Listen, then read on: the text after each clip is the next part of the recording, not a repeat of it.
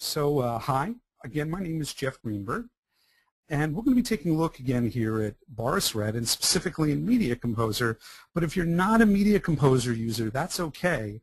We're going to actually be covering most of the stuff inside of the Boris RED interface, which is ubiquitous, regardless of what sort of editorial tool we're using. So we're going to do a little bit of an overview here with Boris RED. I'm then going to load a sequence where I've got some text typing in with Boris RED, and I'm going to teach you how to do this exact thing. We're going to take a look at how to handle some EPS files, and particularly about that difference between when EPS users, that would be our print people, hand us material. We're going to do some Chroma Keying, and if you think Chroma Keying is just clicking an eyedropper, we've got a lot more coming with it. And last, we're going to do a little bit of color correction. We're just going to warm up her face, what's known as a secondary keyer.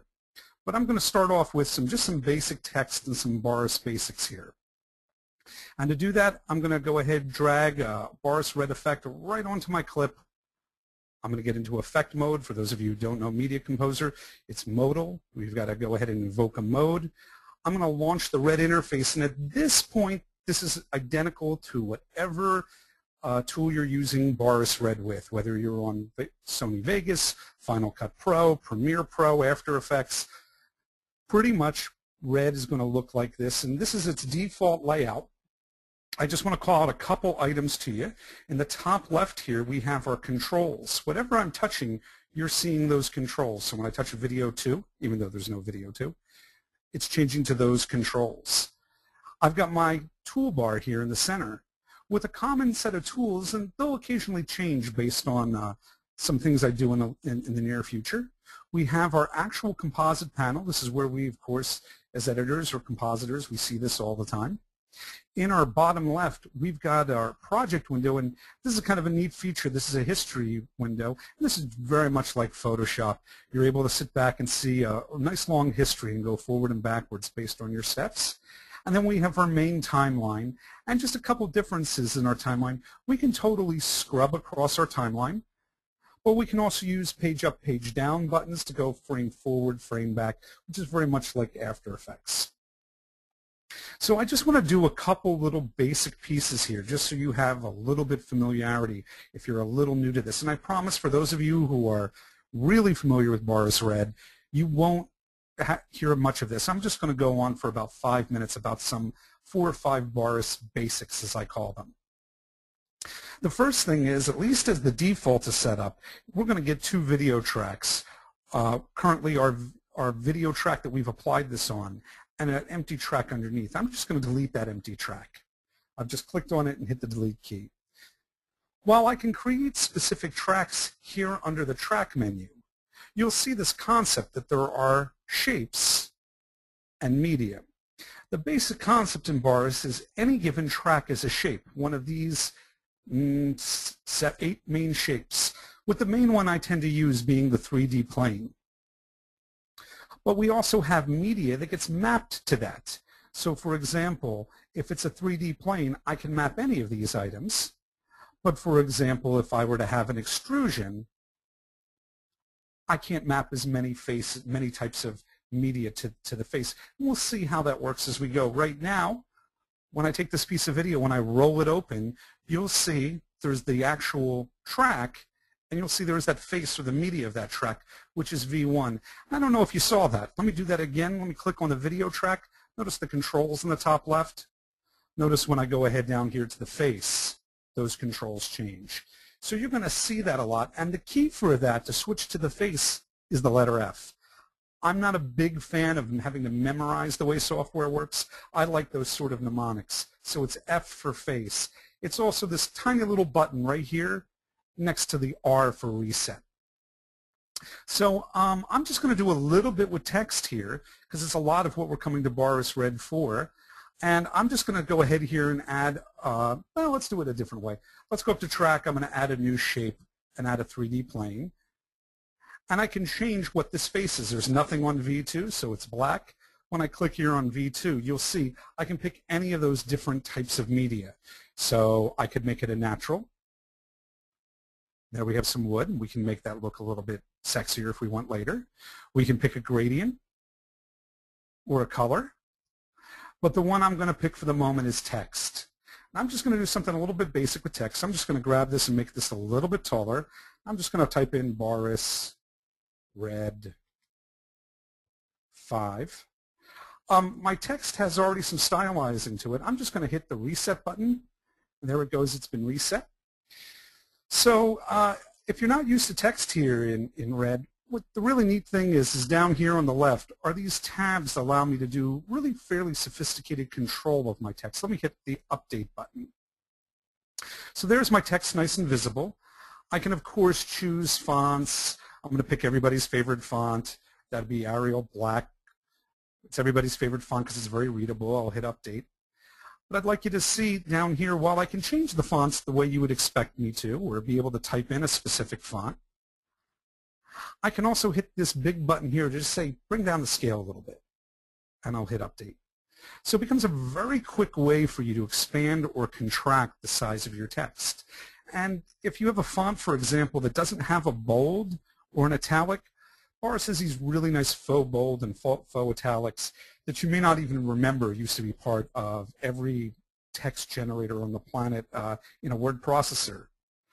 You know, not all of them. We now have to pay a little too much attention to what comes with the font. So I can even take Arial Black and make it extra bold. I have the ability to wrap my text. You know, for this, it's not very valuable, but at some point in your lives, if you're dealing with a long scroll of text, particularly a credit roll, you can import an RTF directly in here to Boris RED. You don't have to play any copy-paste games. And that's where the ability to wrap your text becomes valuable. We have the ability to change the color of the text, as well as changing it to a gradient. I'm going to leave those alone for a moment. I also have the ability to add an external outline to my edges. Now, you'll notice there are 5 tabs here. 1, 2, 3, 4, 5. You'll notice that there is a little checkbox. I got to turn on the checkbox of any outline that I want. And yeah, you can really have 5 outlines. Now, if you're thinking, what am I going to do with 5 outlines? The answer is you could use one as an outline, maybe make it a little bit more attractive as being a bevel, and maybe I'll increase the bevel here. But then you could turn around and make a second outline be a glow, or an outline, or an inner glow, or an outer glow. There are all sorts of cool things you can do along these lines. The big thing here is I don't have to go to Photoshop to build really attractive looking text. And the last piece I want to show off here is the shadows. I can have really nice soft drop shadows, give them a bit of a distance. We even have the ability here to change it to a cast or solid shadow. With my drop shadow set, I'm going to hit update, and I've got really nice drop shadow visible. And the moment I hit apply, I'm going to come back to my timeline a moment. The moment I hit apply, we're live with that in Media Composer, and it looks nice and gorgeous. So that's one of about 3 things I want to talk about for just sheer basics here. The second thing I think that's just every editor, every person who's got Boris RED ought to know about is when I'm editing text, or even when I'm not editing text, when I just have the text selected, I'd like you to see there's a window here called your style palette. Now it's originally, when I go and choose this, it's going to appear over here on the left. I'm just going to right-click on the word styles and open it in a new window. Now, the style palette is a bunch of pre-built styles, and we don't have to apply the entire style. We could say we only want the fill or the edge. For these pre-saved styles, I'm not going to want to apply the font at this time. All I have to do is double-click and it's applied. So my text can look like this, or like this, or like this. And what's amazing, again, is Boris doesn't give you just this little bit of styles. They give you this huge set of pre-builts, including some gorgeous metallic looks, including a bunch of simulated extrusions, some beveled borders. I don't know of a faster way. There's green. My last name's Greenberg, so I'm always looking for the green. I don't know of a faster way to create really gorgeous pre-built titles and build your own categories. For those of you afterwards, what you want to pay attention to is the idea that you can add a category, build your own text, and then right down here, build your own style. I'm going to return this to a pretty normal looking one. In fact, I'll just close this up, go back to my text tab, select my text, and say reset style. And that's back to being some plain text that I'll give an outline again. I'll hit my update. There we go, nice and gorgeous. You know, in the same way that we have that style palette, I think it's definitely worth exploring on your own after this, the library browser. Once again, I'm going to just right-click and break that out into its own separate window.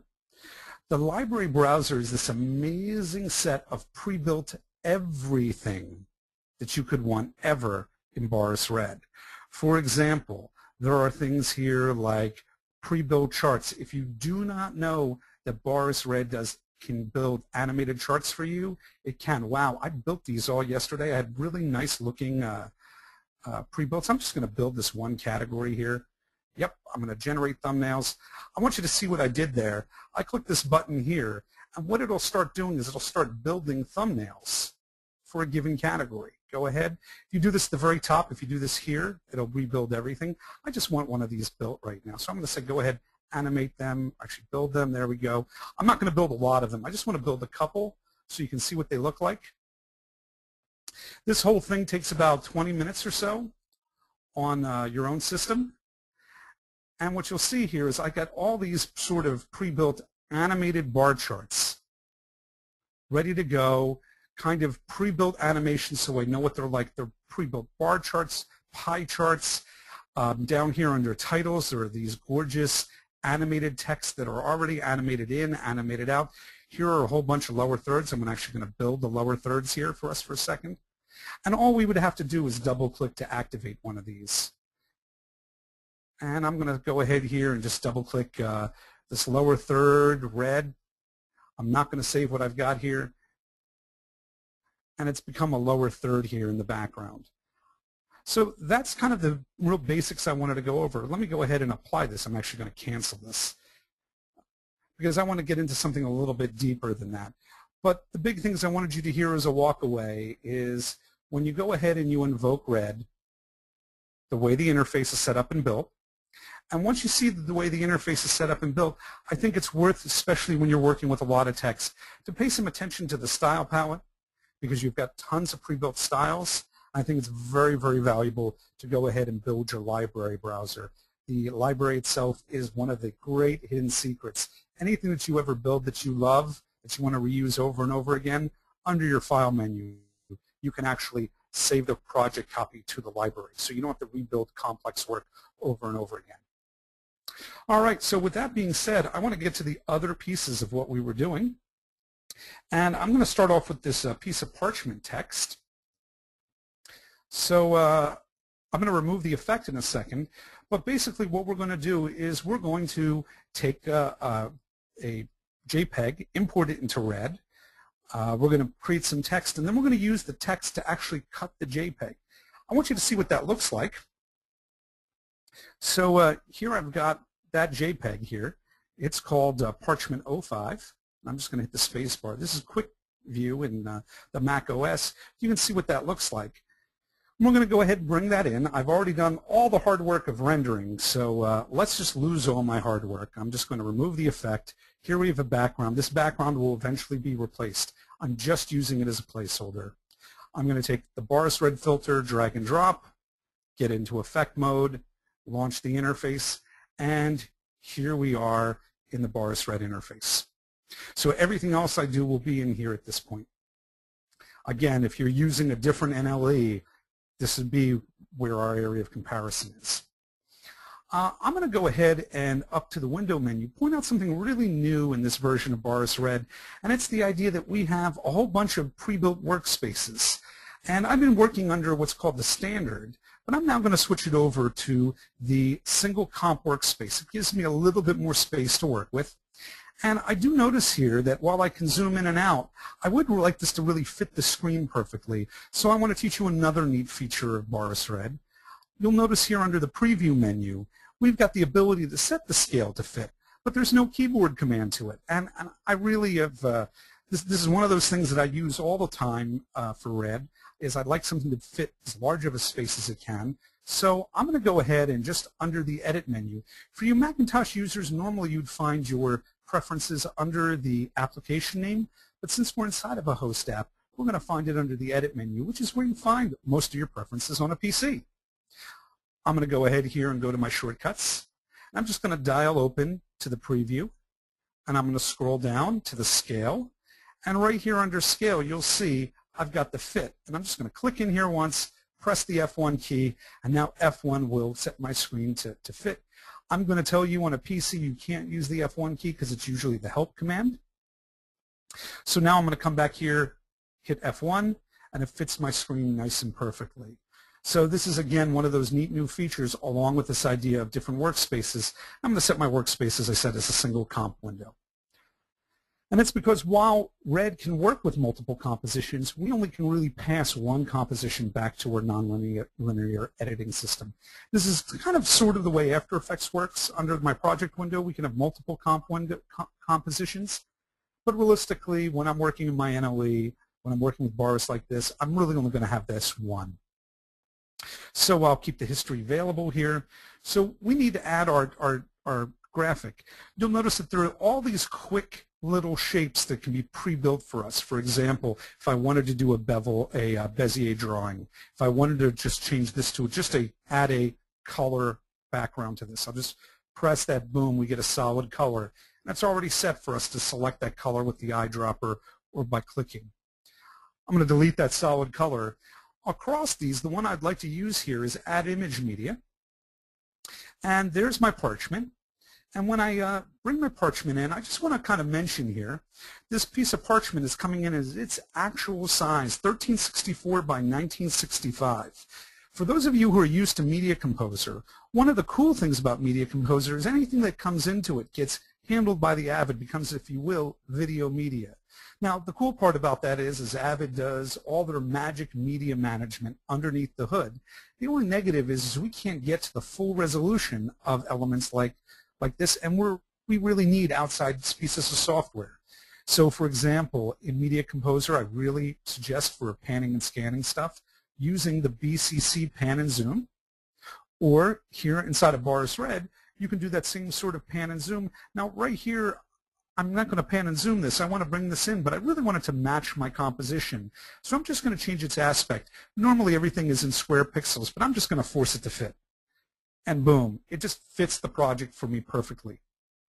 Again, I want to point out this idea, the difference between the shape. This shape happens to be a 3D plane, and the face. I'm going to tap the letter F, and you'll see I've now got the control switching to the face. All right, so pretty obvious here. We've got a white background. The white background's got to go. This isn't the first time we've ever seen somebody give us this sort of thing. For this, we're going to need an effect, and the effect I'm going to use is a linear keyer, linear color keyer, a linear luma keyer. I'm going to go ahead up to my window menu, and I'm going to open up my filter palette. It's not going to come where I like. I kind of don't like it sharing space with the timeline, so I'm just going to click and hold. And I'm going to drag it off to the left, and it'll just give me a nice warning here. I don't know if you can see that little tiny drop here, but when I drop, if I hit the middle, it'll just add it to the window. It'll create a subdivision, but right here, if I hit drop here, boom, it's added, and I can see both. Another difficult thing to see will be the Find dialog box. You can see my cursor turns into an eyebar, and this is perfect. I've stopped hunting for filters. I've started typing in names. I wish more tools did this. I'm going to go ahead here and just type in the word linear. There's a linear luma keyer and a linear color keyer, and I'm just going to drag and drop. You'll notice that there are these on-screen controls, gamma, softness, and post-blur. They're not going to help for what I need. What I need here is I need to go ahead and match a key color. Now, the way a keyer basically works is you pick something, could be a chroma color, could be a luma color, and you're saying, make it disappear. Build a matte, M-A-T-T-E, a black and white element, and the black thing should disappear and the white thing should be kept. I'm going to go ahead here, select that white outside, and it's going to do an okay job. Not a great job to begin with, but I'm just going to go ahead and click that eyedropper. And the white's gone. It's kind of left some white noise there. And this is based on the similarity. I'm going to actually pull the similarity out all the way. And I'm going to change this from working with HSL, luminance, to RGB, its RGB value. And as I start to pull up the similarity here, you're going to notice it's just going to eat away that white. Now if I go too much, it'll eat away at the parchment. So I'm going to go just as far as I need to go. I'm just going to go a little bit far. I'm okay with a little white ring around the edge. You'll see I'm going to leave it on purpose. Just a little white ring there on the outside. We're going to use a choker for that. For those of you who aren't familiar with keying, a little bit of softness, a little bit of feathering is a lot of forgiveness. So I'm just going to type in here choke. And I just want a matte choker. And a matte choker, this BCC, this Boris Continuum Complete matte choker, does exactly what it's going to sound like. It's like you're going to take your hands and you're going to just choke the matte, the black and white matte. Remember, this is what the matte looks like. We're outputting the composite. Here's the matte. You can see what's black is going away, what's white's being kept. I'm going to go back to showing you the composite. And I'm just going to go ahead here and take the matte choker and drag and drop. And it just instantly just softened away that. I'm just going to go ahead and do a little bit more gray softening, which is going to just eat away at the matte. I can just grab this circle right here and just pull it up or down. I pull it too much, it'll just grab too much of the edges, but it's this idea here that I'm softening the matte, I'm removing out that white edge. And this is just the way to take out things like a white or black background like that. So we have our parchment built pretty nice here. What we now need to do is we now need to cut it with some text. So I'm going to create the text first, and then we're going to need two pieces of parchment, one to be cut and one to add as a background. So let's add our text. And I'm just going to make this text Boris RED 5. You know, I don't need all this fancy stuff. I'm just using this as a cookie cutter. So I'm going to reset that style. Arial black, I'm going to take the font up just maybe a little bit more. I might take it to like 96 point or so. Let's do an update that should fit really well on the screen. That looks really perfect for what I need. I'll come back to my timeline to see that's where I have my text. Now, as I said, we're going to use this to cut the background, but we're going to need a second copy of the background for this to work. So for me to do this, I'm going to go ahead here and say duplicate. Now for my Macintosh users, I'm commanding it to duplicate. For my PC users, I'm controlling it to duplicate. I get a lot of questions whenever I teach and whenever I work, which platform I like. And my answer is, I like whichever platform you're paying me to work on. I'm a mercenary, guys. I don't have the game of liking PCs better than Macs, liking one editorial tool over another. Whatever editorial tool I'm hired to use is the one that's my favorite that day. And Boris RED, at least for Media Composer, is a necessity for me to doing things like powerful titling, as well as some extra compositing skills and color correction that Media Composer doesn't always have. So with this being said, I'm going to command it to duplicate a track. I now have two parchment tracks here. And to help keep them straight for us, I'm going to press the Enter key on my keyboard, the main Enter key, and I'm just going to edit that. And I'm going to call this one here background to help you and me keep it straight. I'm going to call the top one here cut by text. And for the time being, let's just turn off the background. Notice that there are a bunch of controls over here. We can actually toggle its visibility. We can toggle its filters. I can also go ahead here and lock the track and say, I don't want to see it. I'm going to toggle its visibility. Now, the parchment's not going to go away. There are two copies of the parchment, so when I make this one disappear, you won't see a difference other than the eyeball being gone. All right, I'm going to change this to a plain. Not going to get into why. It just should have been a plain to start with. It's because the edges wouldn't eat the same way, and you'll see what I mean by that in a moment. I'm going to go ahead and roll open this parchment. You'll see the word mask there. Now, it's just like when you put a mask over your face, just a simple black and white mask. You can only see through the eye holes. Well, I'm going to take this Boris RED piece of text. I'm going to drag it to where it says mask, and when I let go, it cuts my parchment. And now I've got parchment cut by my text. Now the permutation here is that anything that you have that's got an alpha channel, a cut through like this, can be used to mask another layer. And then you can also do this based on luminance as well. So with this set up, I'm going to turn on that background. Now if I turn on the background, you won't see anything. You won't see anything because it's identical on top of itself. I've turned it back off. So what I want to do now instead is I want to add a filter. And the filter I'm going to add is going to burn the edges. And I'm intentionally going to edit to the wrong spot to show you this some concept here. So I'm going to type in the word burn. Here we've got burn edges. What this does is this burns the edges of an alpha channel. And if I drag it to the actual text, remember, this is the cookie cutter, it really didn't make much of a difference. It kind of softened the edges just a little bit here of the cookie cutter. I don't even know if we can see that terribly well. What I'm going to do instead is drag it to the parchment itself. And you can see it's got that nice burnt edge look that we were looking for. And now it's worth it for me to turn the background back on. Now, I just turned the background off because you wouldn't be seeing anything until this point, but now I've got these really wonderful burnt edges really offsetting my text. I'm just going to make a couple adjustments to it. There is an adjustment here, which is the burn progression. It's how much it's burnt, this text. You could completely keyframe this. I'm just going to back it off a little bit. I don't want it to be too burnt, the edges of the text. And as long as we're talking about this, I might as well just take a second and move over just a little bit to the composite. I want to take a look at the controls. Notice the controls are on burn edges. I'm going to go ahead here, click on the keyer, click on the matte choker, click on the track. Notice each time the controls changed. The one thing I want to do here with these controls is I just want to change the texture amount. I find that they're a little strong, and I'm just going to back them off a little bit. I'm just going to click and bring that back to about 10. And then the last thing we need to do here is animate. So for that, I'm just going to take a moment here to explain the way Boris's animation works.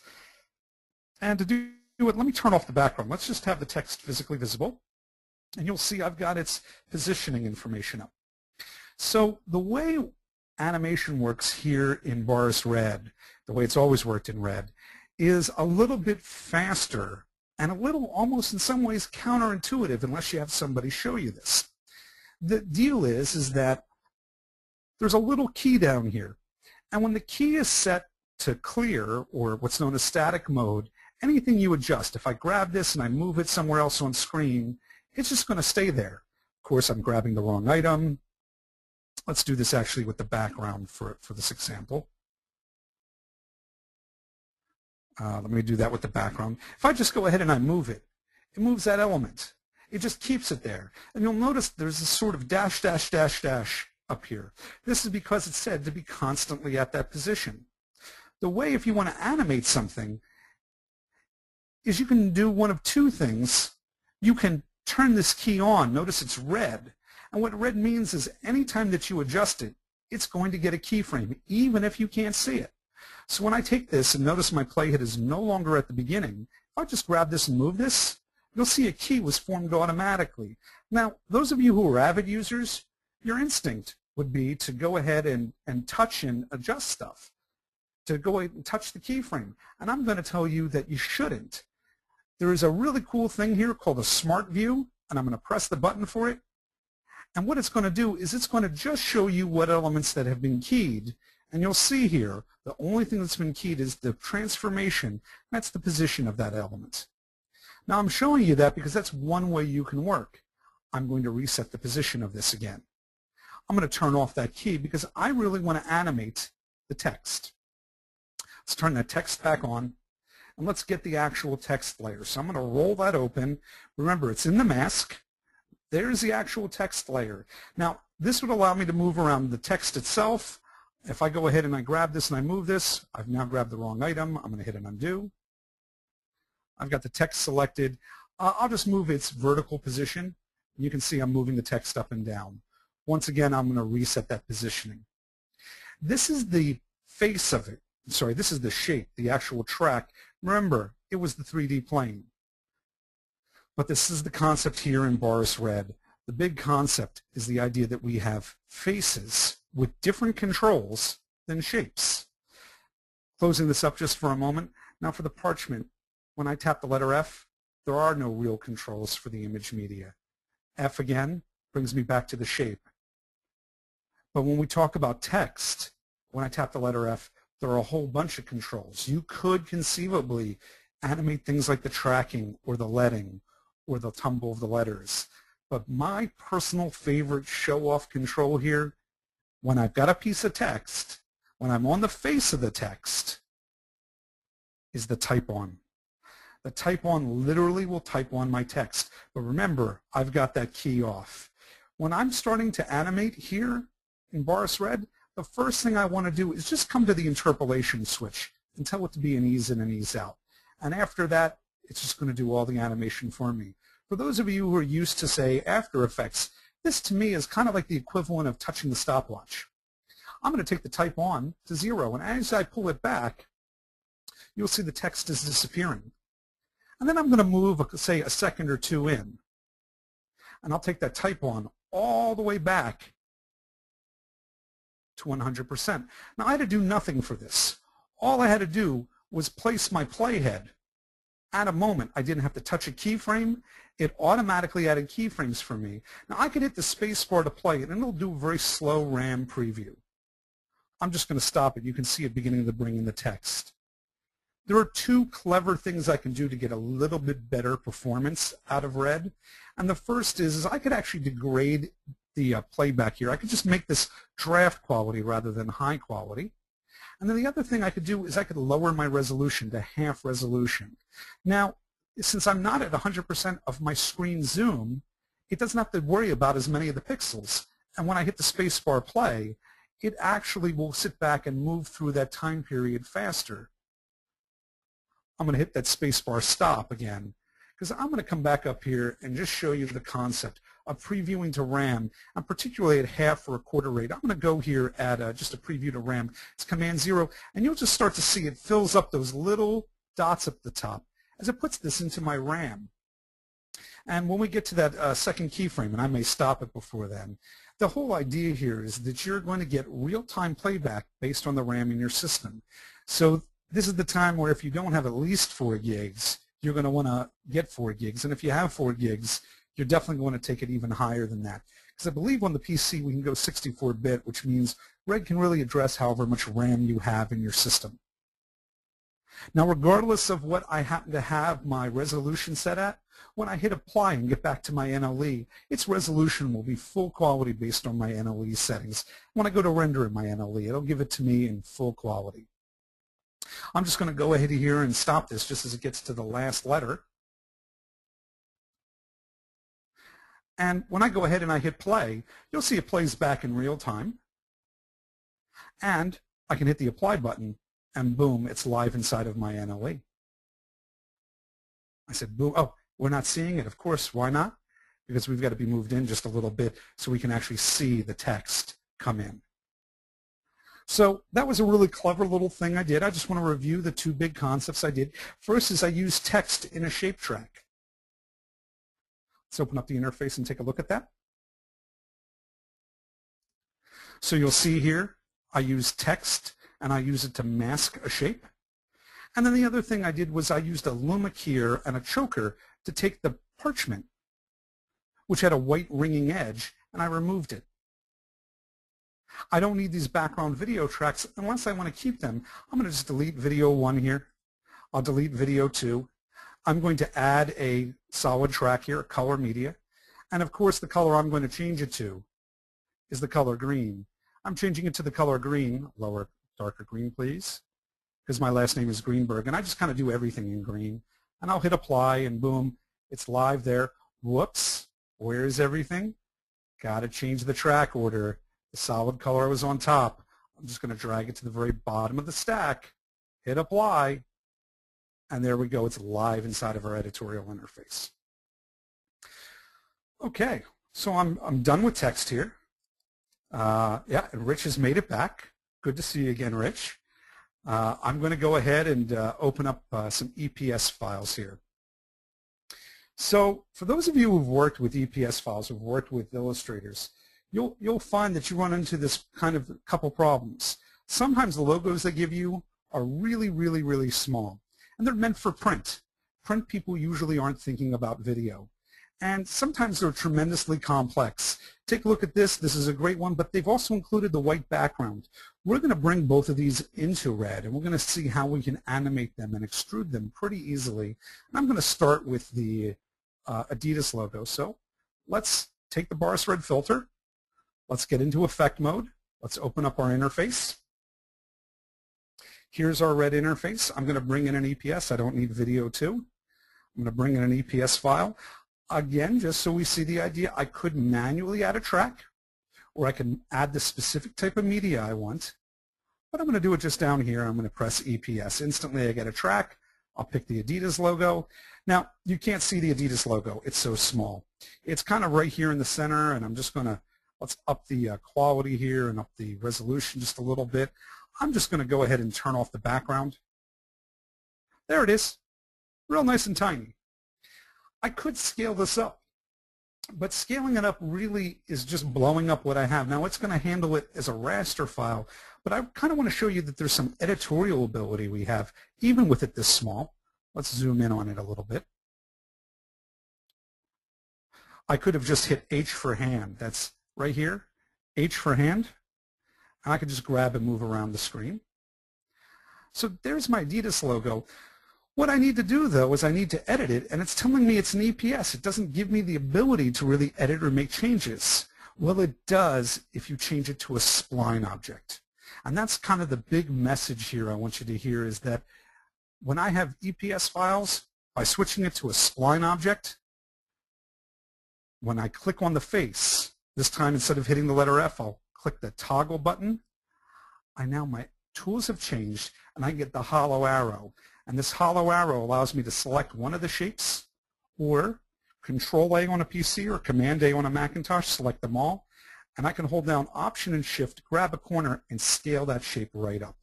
And so instead of this being a small shape on screen that I've blown up, what I've actually done here is I've actually made the EPS file, the individual elements, larger, and it allows me to get access to them because I've changed to a spline object, and I've grabbed the hollow arrow. Now that I have this, let me go ahead here and turn on our background again so we can see the giant Adidas logo. We want to do just one more thing to it, which is the concept of what's known as an extrusion. Anything that can become anything that's a piece of line art can be extruded, and that's going to give it some real depth. So this is actually going to become a true 3D object. I'm going to choose extrusion. We're going to see the controls change in a moment. When I say extrusion, it instantly has some depth. We can't see it terribly well, but please notice my controls have changed. The two big controls I want you to see are the extrusion controls and the materials controls. Please notice there are 4 faces: a front, a back, a bevel, and an extrusion. They're all labeled there. I'm going to change the front face, though, which is plastic. I'm going to change it to aluminum. And you're going to see the Adidas logo really well there. Of course, you can't see it's extruded until I go to rotate it. Now, for the moment, I'm keeping OpenGL off. I'm just going to turn on OpenGL here for a moment. When I turn on OpenGL, that's the Open Graphics Library. This is really going to give me some acceleration for 3D. You'll notice I've got some controls here. These controls allow me to move the object up and down with an accelerated preview. They allow me to move left and right. I can grab it manually. I can also change the way I'm controlling this. This OpenGL interactor is currently set to W for translation.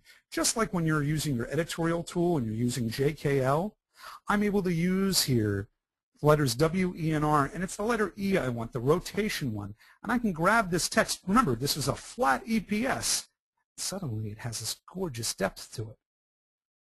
And with this gorgeous depth, what I'm going to do is I'm going to go here to the extrusion. Remember, I said there were 2 things, materials and extrusion. And I can give it some huge extrusion. Or I can give it some huge beveling. Now, I'm not saying you should give it huge beveling, but I want you to see that you can control this, and you get this beautiful 3D object that you can animate. So there is extrusions, and there are some basic concepts of materials when it comes to an EPS file. Now, this was an easy one. This is a straight logo. I'd rather show you a tough one. So I'm going to hit Apply here.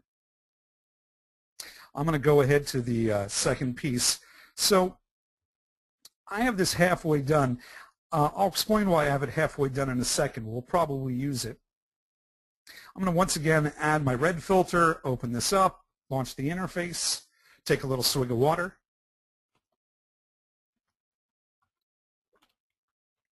and do exactly what I did before. Lose the bottom track. Go ahead here, bring in my EPS. Going to bring in the London Olympics logo. Here it is, and oops, our print guy had the background. He's got this extra junk. And if I go and I just say, hey, make it into an extrusion, he does a great job of making it look like a gigantic rectangle. Let's just dump the resolution size just a little bit. So when I move this around, you can kind of see a little bit of a sheen where the pieces are, but we really need to get rid of that background. So I'm going to go ahead here and I'm going to say, switch it back to line art.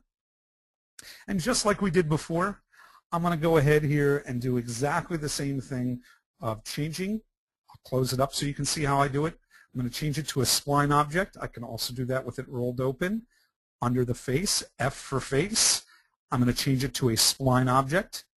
Notice my controls changed. And I'm just going to grab the hollow arrow, select the light background. Notice it highlights yellow to let you know you have it.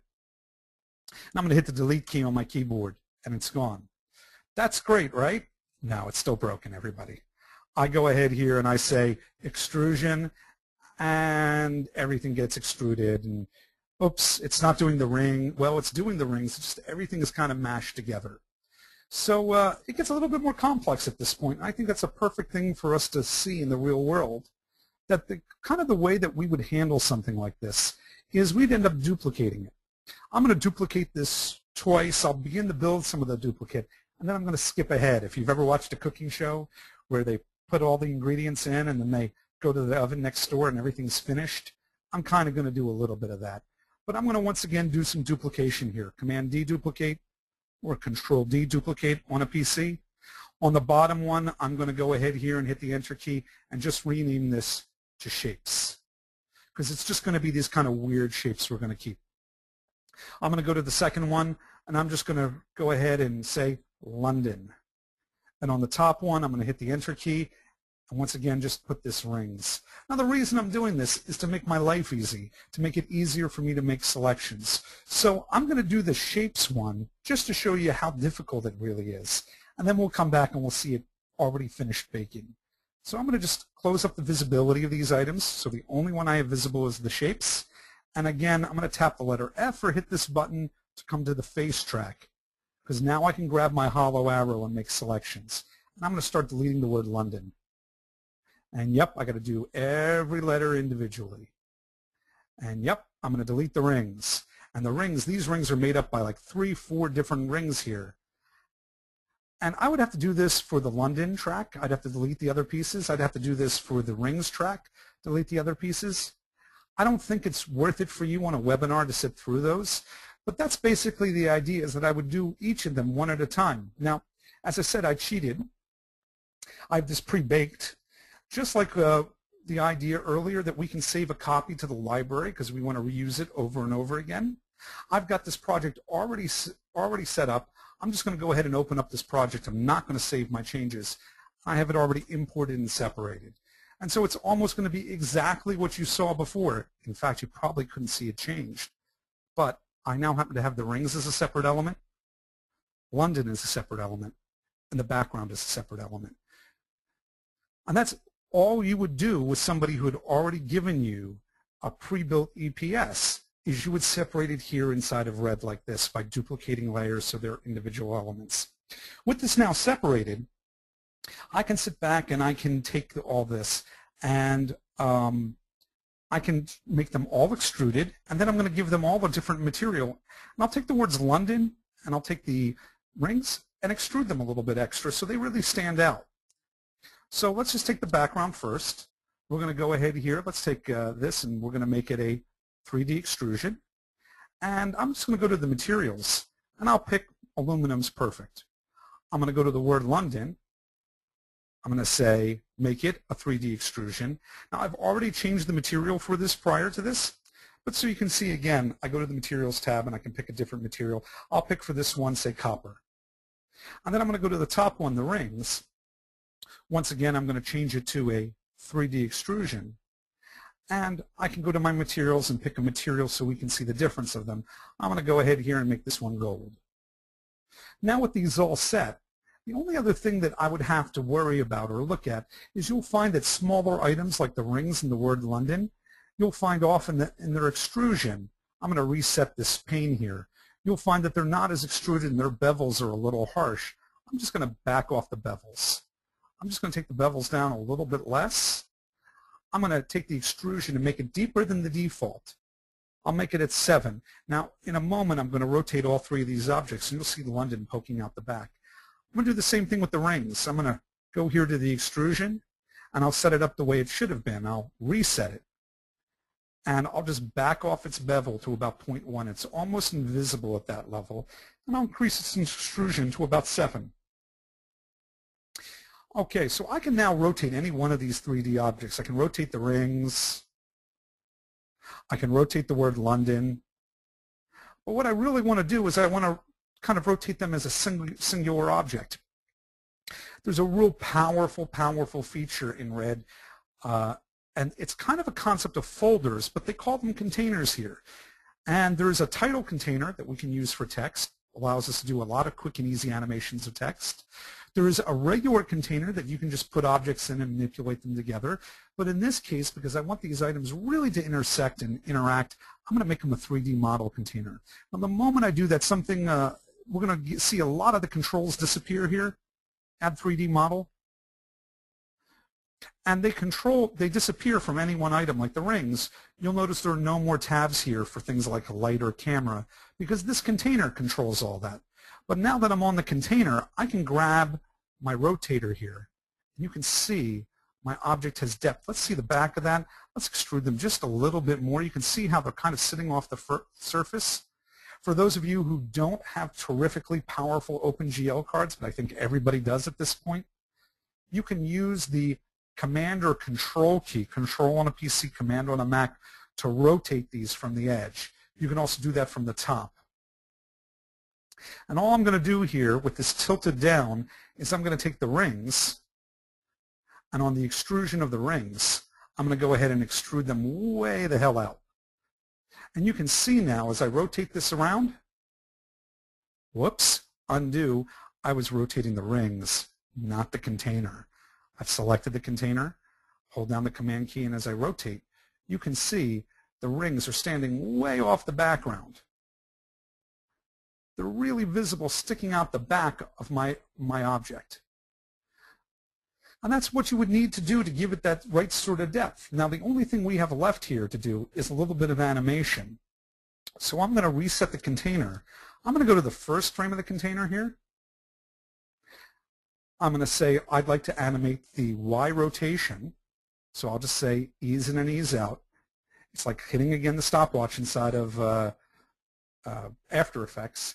And I'm just going to take the spin and spin it a little bit to the left. Go to the last frame. And on the last frame here, I'm going to spin it a little bit to the right. And as I scrub through, where I do a RAM preview, you can see it animating, rotating from left to right. And when I hit the Apply button, it's going to show up in my NLE.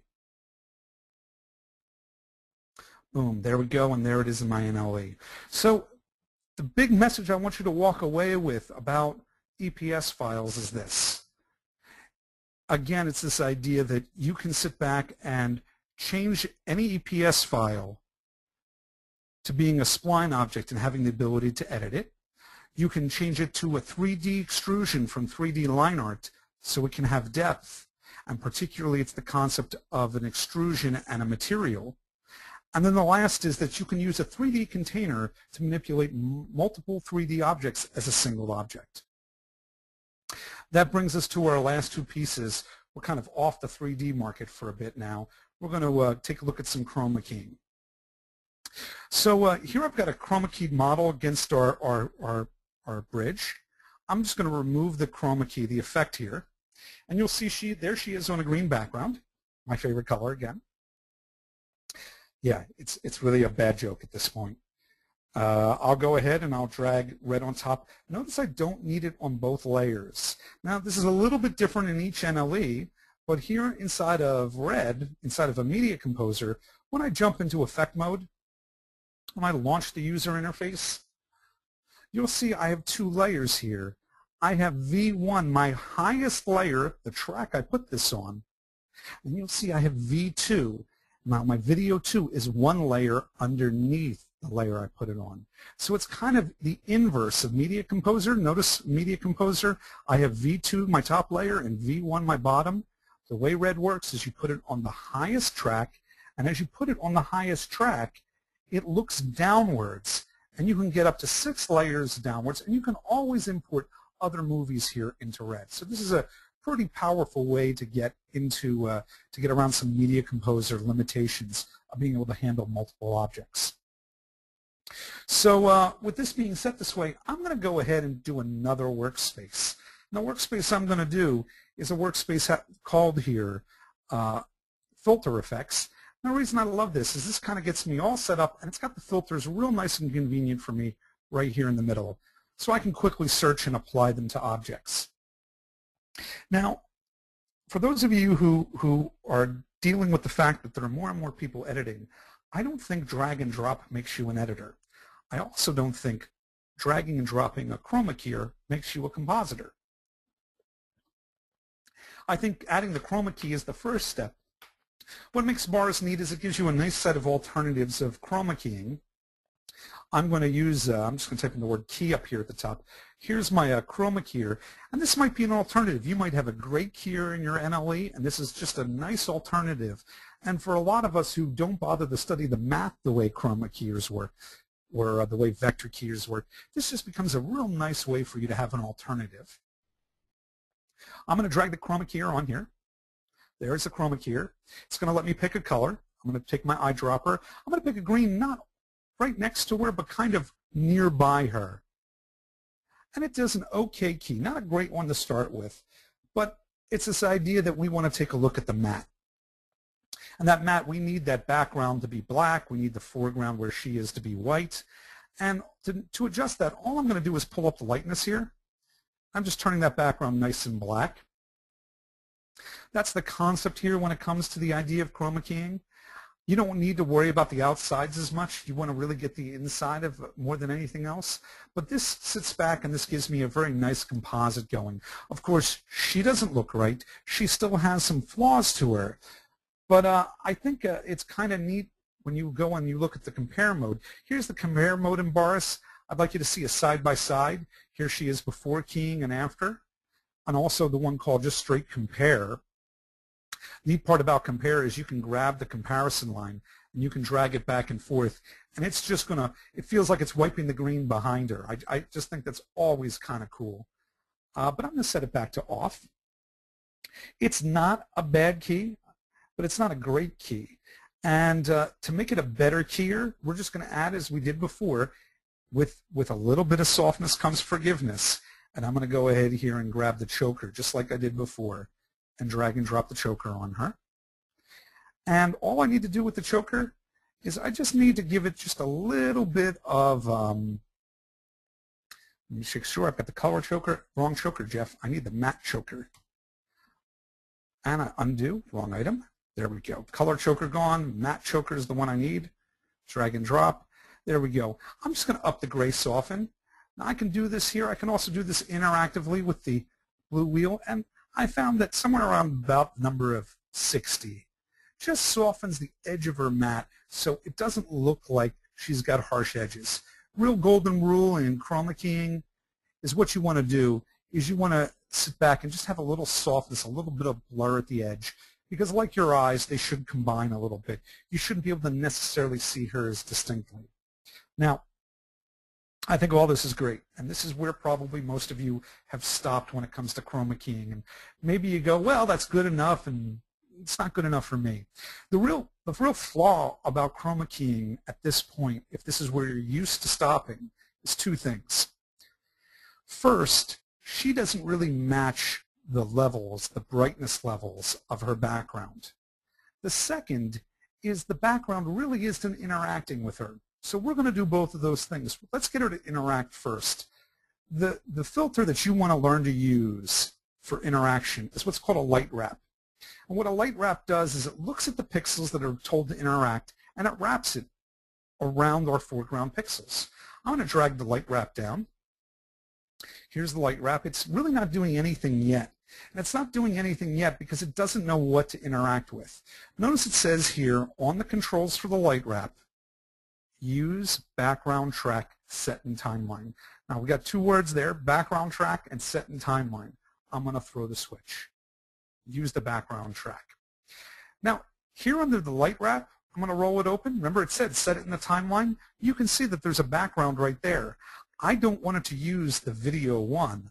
I want it to use the video 2, the forest behind her, to light wrap. Now when I do this, the switch was so subtle that I kind of need to show you what it did. So I'm going to click back on the light wrap here. Right now we're viewing this normal, but now I'm going to wrap it on black. When I do the wrap on black, you can see the interaction of the background. You can see how it's being composited along with the foreground. If I take the width of this upwards, and I'm doing this intentionally to make it look worse, you can see more of the background based on where she's standing would be interacting with her.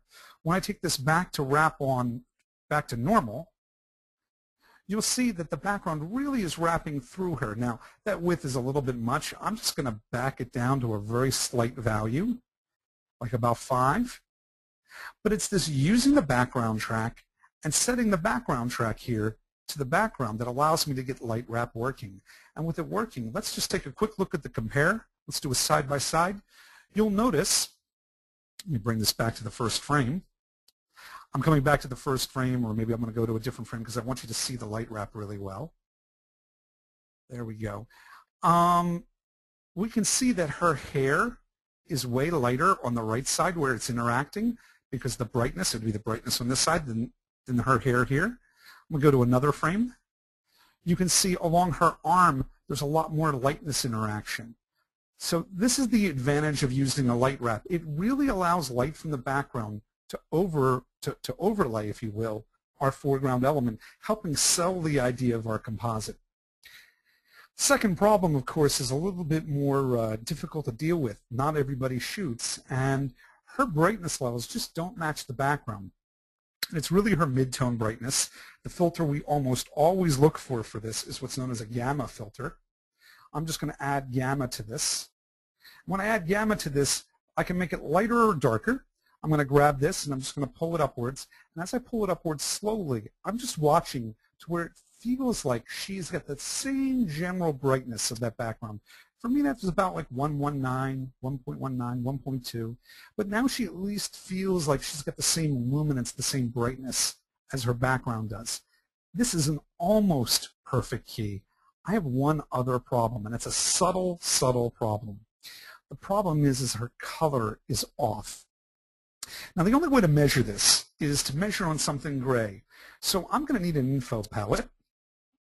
I'm going to go here and grab the info palette from my list here. And what the info palette's going to do, it's in the wrong spot. Let's grab it. Let's move it over here to the project area. Let's make it just add on to there rather than divide it. Right there, drop here. There we go. There's my info palette. When I go and I put my cursor on top of any given frame, any given pixel, it's showing me the red, green, blue values. So on her top here, I've got a value of 141, 133, 127. Now, for something that's neutral, for something that's a gray, all three of those things should be the same, whether it's a very, very bright gray or a very, very dark gray. And when I pick this sort of gray wood, now this is not optimum. In an optimum world, what I would be doing is I would be measuring a gray card. This is why you want to shoot a gray card for your background, shoot a gray card for the person you're going to chroma key, because we can then measure what gray is, and if one is offset from the other, we can fix it here in post. There it is, those devilish words, fix it in post. So if you look at my red, green, blue values, where my arrow is on the composite window, if you look at the little info window, it's 130, 137, and 145. There's just a little bit more blue than there is red and green. If this is a gray item, and I'm going to pretend I shot it, we're going to pretend we know it's a gray item, we know she needs a little bit more blue, or she needs a little less red and green. And so for me to do that, I'm going to use a filter called Color Balance. And just balance right there, B-A-L-N. I'm going to just add Color Balance. And you'll see I got 3 knobs here, one for blue, one for red, one for green. Now I can either up the blues or I can pull back the reds and the greens. I'm just going to pull back the reds just a little bit. I'm going to pull back the greens just a little bit. When I go back and I now measure her white top will now have more blue in it than it did before, and this really will make her match the background. She's really beginning to match what the background looks like. And so you can see it's a very subtle difference. I'm just going to do a side-by-side comparison. And you may not see it. She may even now look a little green on the left. Not a little green, but she looks much warmer on the left. But on the right side, where we've done the effect, she really sells it. She really has the same chroma temperature as the background. So this is the big thing I wanted to point out to you on keying. Keying is not just applying a Chroma Keyer. It's definitely softening the edge with a matte choker. Then, and this is one of those big secrets, it's using a light wrap to help the background wrap against the foreground. Last, we needed to affect her chrominance, her color, so she really matched the way everything else looked. And for that, I used a gamma to affect her midtones to really get her to be the right brightness feel. And then last, a color balance by measuring a gray. And that's how you get a really decent looking Chroma Key, a really decent composite going. I'm going to hit apply, and we're going to come to our last section for the day. It's going to be a color correction. Now, I happen to love my Media Composer. I happen to love any tool I'm using. I don't have religion about these things. I'd like to be able to maximize what I can do. And one of the limitations of Media Composer's color corrector is it would be really difficult for me to lighten just her face up. There's no what's called a secondary. I'm going to use Boris RED to build the secondary to lighten her face and maybe even put a little bit of a look on the rest of our image here. So her face is dark. We want to lighten it without lightening everything else, and that's exactly what a secondary color corrector does. So I'm going to once again add the Boris RED effect, get into effect mode, launch the interface. I'm just going to turn off OpenGL mode just because I don't think it has anything to do with it. I just don't want you to have to see that stuff in here. I'm going to take the 3-way color grade, drag and drop, and here's my 3-way color grade. Now I need a little bit more room to work with it, so I'm just going to kind of make this a little bit wider. I'm going to make this a little bit taller.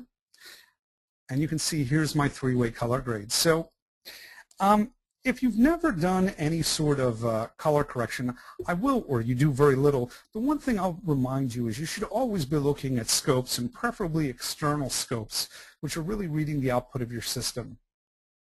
I'm going to go ahead here and open up the gamma and gain. I'm going to lighten up the entire picture. I'm going to take it too far, and then I'm going to limit it using a mask. So let's start just opening up the midtones. There we go. That's quite a bit brighter. And let me open up the gain just a little bit and open up the highlights just a little bit. We can really now see her face. I might even go as far as to open up the exposure, which is going to really make everything quite a bit brighter. And I might add a little saturation as a punch to really give her skin some real nice life to it. Now that looks pretty good. The only problem I'm running into, of course, is I'm lightening up the whole picture. Let's take a look at what the original looked like. This is a great use again of the compare mode. Here's side by side, or here's compare, where I can just kind of scrub through the effect. You can't even remember how dark her face was. That's how fast your brain processes color correction. Of course, we don't want to color correct the entire picture. We want to color correct just her face. So I'm going to start by using a mask. Starting now here in Boris RED 5, we've got a specific set of mask shapes. For example, I've got a rectangle. I've got this new shape that I'm really falling in love with called an egg shape. And it really works great for things like faces, because what I can do with it is I can position this blue pointer at the top and this blue one at the bottom. I can grab these outside red ones and make this wider or narrower. Let's try that again. Wider, wider, or narrower. It is not working my wider or narrower. I'm not going to let that go. I can play with the width here as well. Let's see, there we go. Wider and narrower. I do want it to be a little bit wider. I'm actually going to go a little too far with it. Let's see if it works now for me. Huh. Click in the middle. I should be able to move it around. It's just not liking me right now. Oh well, I know not to fight City Hall. I want you to see there's a knob here in the center. This really can control the shape of the egg. Since my interactors, let's see if turning back on OpenGL fixes that. Will you now work for me? No. I'm getting no love there. So you can change the egg shape. You can make the egg shape a little bit more egg-like. All right, I'm getting a little bit of odd behavior. I'm going to hit apply. Let's come back to the interface. Does the egg shape like me now? Nope, it doesn't. How about my controls over here? Do they like me now? I'm playing with the width. Yeah, the width works. How about the egg shape? You going to work for me now? There's the egg shape working. You can see I can set the egg shape so it's more top-heavy or more bottom-heavy. It seems like this was designed really for faces, which I hope it was. And there's one more control here I'm struggling with. I don't know if it'll work, but here's a adjustment that allows me to do feathering. And since it's not working directly as an interactor, I'm just going to grab the feathering. You'll see that this is feathered and it looks a lot better. It's certainly centered on our face. It's certainly got some nice, sharp, nice feathered edges.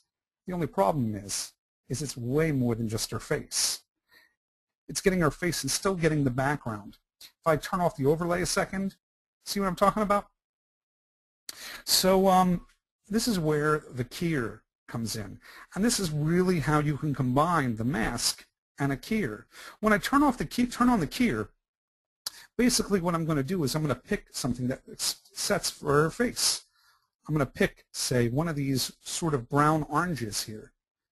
And when I do so, it's combining the keyer with the mask. It's only showing you where her face is these colors, this sort of brown. That's the only part where it's lightening up. Now I wanted to do just a little bit more colors nearby it, so I'm going to take the threshold here of hues, how many hue colors it's doing. I'm going to say grab a little bit more and look at it, just really just lighten up her face and leave everything else alone. I'm going to hit the apply button just so you can see that in Media Composer. I can show you here, but I want you to see that in Media Composer. It just lightens up just her face and nothing else. Coming back into the interface, I'd like you to see the idea, though, that I'm trying to do a little bit more on the outside. I'm going to just take the outside of the correction. This is everything that's not our face. And I'm going to pop up the saturations a little bit, just by sitting back and taking the sats up just a bit. There we go. And I'm just going to dial in some extra blue. I think this is kind of neat that I can push in some blue to the colors. Well, I've made that a little too blue, I think, over there. Let's see if we can back that out just a bit. Yeah, it's moving a little bit slow, the interface on me right now. I have a feeling, again, it's my system. It's certainly not red. Let's see if that just slows it down a little bit. Let me see if I can blast that back. There we go. I just want to dial in a little bit of blue. I don't want to overdo it. I just want to give a little bit of blue highlights, a little bit of blue lift. And let's just reset the blue and the gammas. There we go. We've just added a little bit punch of blue, but again, we've only added the punch of blue, not where her face is.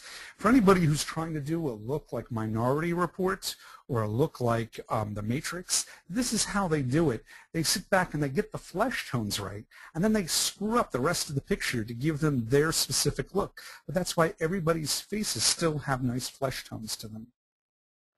So again, the big thing I want you to see, and I'll hit apply, so you can see that Media Composer. You can see her face is lit up and nothing else. The neat feature with this, let's see the original. The original, of course, her face is real dark here. And yes, you would keyframe this or have to use tracking to, as she moves, keep her face in range. But that can be done pretty quickly throughout the piece. Because remember, her face colors are still flesh tones. Big message I wanted you to hear.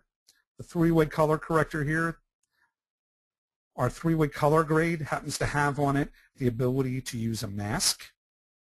It has the ability to say only apply stuff to inside of the mask.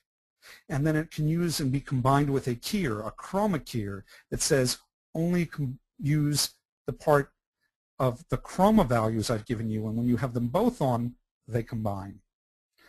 And that's a really good push through Boris RED in just a little over an hour and 10 minutes, minus a technical difficulty or two. And that brings me back to, I think, Rich. Rich, welcome back. Hey, thanks so much, Jeff. And thanks for jumping in there when my web browser unceremoniously crashed and booted me out of here. But the feedback's been fantastic for the presentation. Just wanted to thank you again for a great presentation. Everybody really enjoyed it and got a lot out of it. It's my pleasure. Have there been any big questions?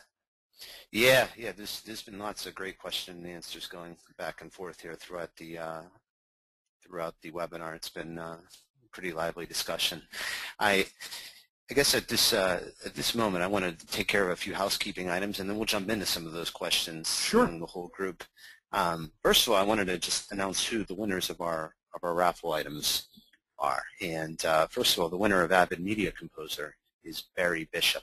So I just wanted to give you a congratulations, Barry. You've won a copy of Avid Media Composer, which Avid will provide via download. In order to claim that prize, just send me an email at richd, R-I-C-H-D as in dog, at borisfx.com. All the emails you've been receiving about this webinar have been coming from my email address, so you'll be able to find one pretty easily. And I also wanted to congratulate Jeff Raskin. Jeff, you were the winner of the Boris box set, which includes Boris RED as well as all of our other plugins. Likewise, just shoot me an email following the webinar, and I'll give you some details as to how you can get all of our plugins. Another note I wanted to mention is about an hour after the webinar ends today, there's going to be an email going out to everybody. And the email is going to include two items. One is going to include a brief survey just to get some feedback about your experience today. We greatly appreciate it if you can give us some of that feedback. And also, there'll be a coupon code in that email, which is for the discount for attending today. Basically, any product in the Boris FX online store, from full versions to upgrades to training materials, you could take 20% off of between now and the end of next week. The coupon code will be TAKE20. And I put that in the chat earlier, and you'll get an email with that coupon code as well. And likewise, if you want to talk to us a bit about the products before deciding what you're going to be purchasing, you can give us a call. And before we're done here, I'll paste our phone number into the question and answer section again. One question that has come up a couple of times that I'll address for starters. Yes, today's presentation was recorded, and next week you'll have the You're back now. Okay. You just disappeared for a moment, or at least your voice did. Okay. Thanks for letting me know.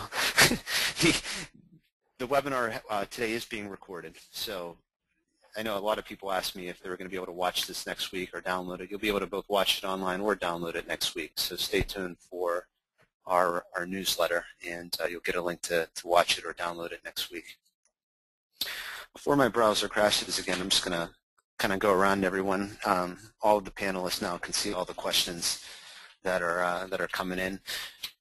Peter, did you want to address some of the questions that came up a few times, or some of the questions that are coming in among the group? Sure. There was one which actually touched on something very interesting. When we were doing some EPS import and extrusion, one user asked, can we also work with Photoshop and Illustrator files in 3D? And yes, we can. Now, what we did was we showed you how to go about extruding or converting into a 3D object an imported Illustrator vector file. You could actually start with a bitmap file from Photoshop, say a business card, for instance. You could bring that into RED as a still image file, and then you could convert that inside of RED to an SVG, to a scalable vector graphic. You do that using the vector trace tool, and basically it just converts it into splines, and you can go and extrude the splines, and it's a very popular tool. We actually completed a tutorial on that recently and popped it up on the borisfx.com tutorials section, which I'd strongly encourage anybody on this webinar to go and check out. A lot of free tutorials there, a lot of great information, and yeah, I thought that was an interesting question. Another question which was also interesting was regard to color correcting in RGB versus HSL, and which is better. Well, none is really better. mean, it's really a user preference. I mean, are you more comfortable with RGB values or HSL or HSV values? It depends on your background and what you are used to doing. I mean, there are some people who correct solely in CMYK and Photoshop. Again, it's all what you're used to dealing with and what kind of an input file you're working with.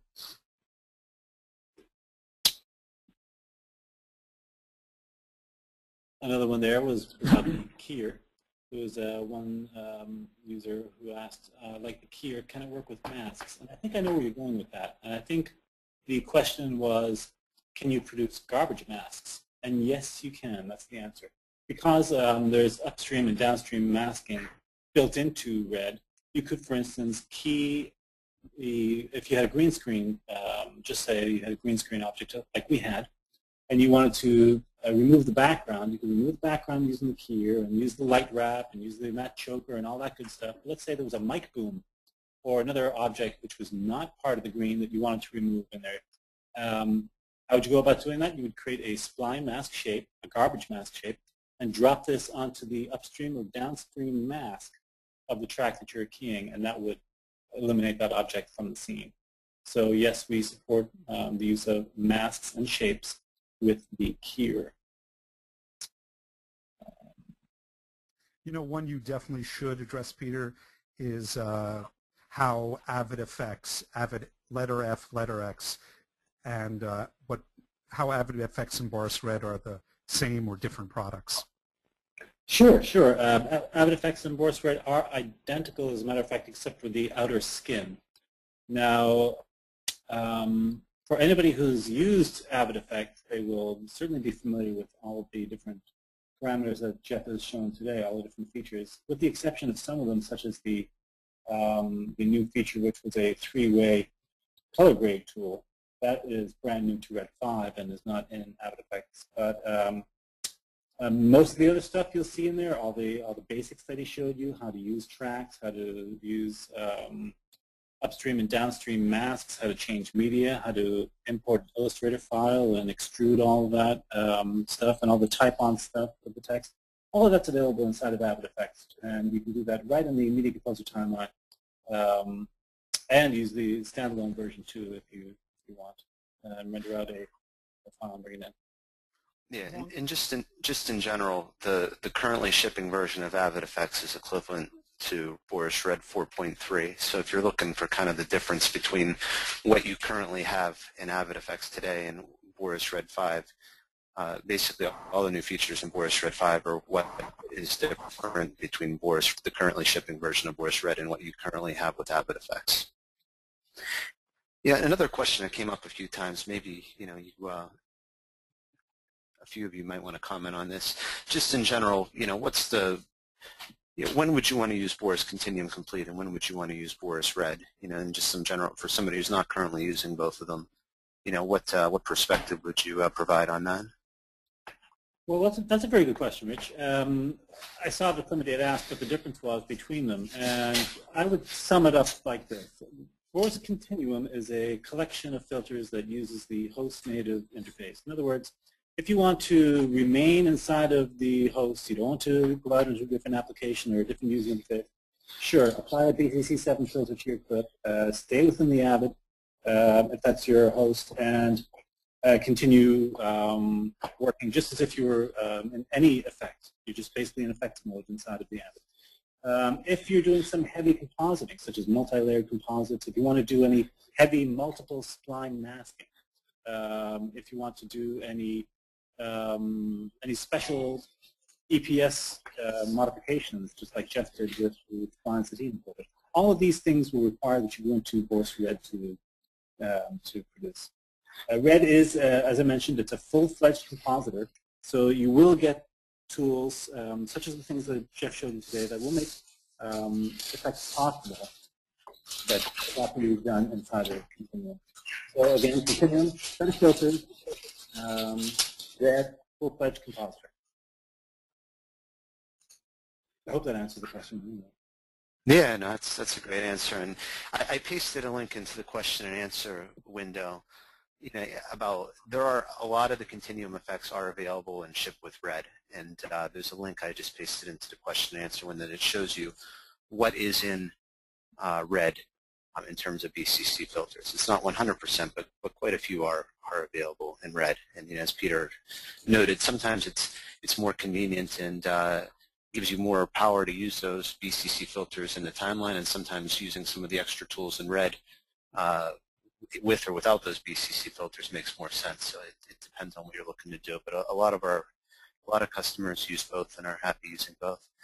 Oh yeah, and to expand on that, I mean, sometimes maybe a user wants to add a glow to a sports figure running across the field or something like that. Easy to do. You just grab the BCC glow inside of Composer, drop it on the clip, and make the mods. Now let's say you wanted to isolate the glow to just the running player. Sure, okay, you can continue to use some of the features like the built-in motion tracker in BCC filters, and these spline tools that are built into the filter also, right within the Composer. But now let's say you want to get into the next level of stuff. You want to maybe add a couple of these runners in, or maybe add some glitters on top of that as well. Sure, you can stack another filter, another BCC filter, but when it really comes down to it, you're better off just jumping into the Compositor RED and doing that with great ease, with multiple tracks, with all of those tools available to you at the tip of your fingers. So again,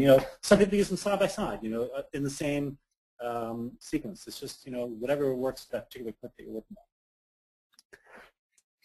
Hey, Boris, you're with us, right? Yeah, I'm still here. Hey, just wanted to give you a chance to take the mic and say a few words. Yeah, Peter actually have answered most questions very well. One question that I'd like to bring up is we've just showed the three-way color correction inside Boris RED, and this filter just became available in the update that we posted yesterday. So most customers who have Boris RED, previous updates of Boris RED, do not have that filter on their machines. So we encourage everyone to go to our website and pull down. It's Boris RED 503 update. It's free to everyone who owns Boris RED, and you will have the three-way color grade filter in it for all hosts that we support. I also fielded a lot of questions about 64-bit application on the Mac, and the answer is yes, we are working on releasing that support in the very near future. It's definitely coming, and definitely coming very soon. Back to you, Rich. Great, thanks, Boris.